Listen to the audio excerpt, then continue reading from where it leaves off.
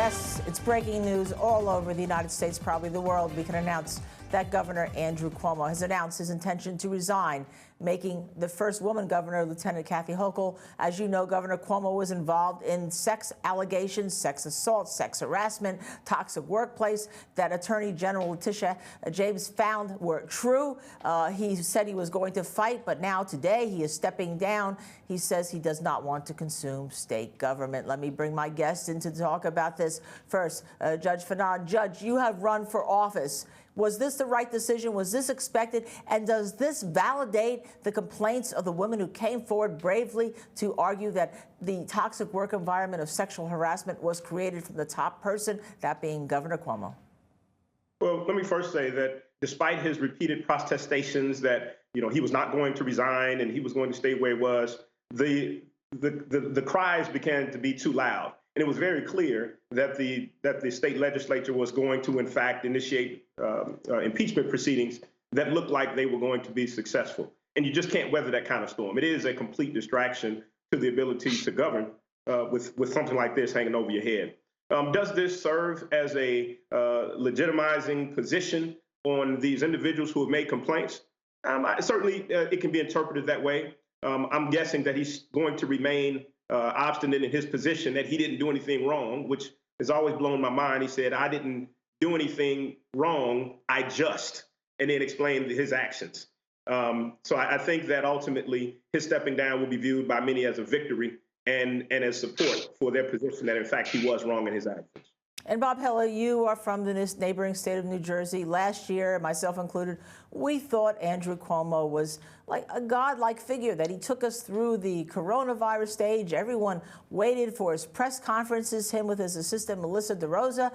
And then all of a sudden, this incredible fall from grace to find out that he was asking a 20-some-year-old woman whether she'd think about sleeping with an older man his age. I mean, come on. Well, fall from grace is funny. That was the term I had written down just before, you let in with this segment. Yeah, I mean, he was the American governor at the height of a crisis that this region was experiencing. He took the reins. He projected that strong image. He projected being well informed. And in some cases, he competed with Washington in terms of the focus in the press. So for this, for many people who did see him in that light, this is very disappointing for them. And, it's not a great day or a happy day for New York government. And Judge Fanon, one of the victims has filed a complaint with the powers to be in the Albany Police Department. They gave a press conference, I believe it was yesterday, taking the complaint extremely seriously. Does Andrew Cuomo have not only the issue of resignation, not only the political failure, not only the fact that his reputation is down the tubes, not only the civil liability, but does he have criminal exposure here, real criminal exposure?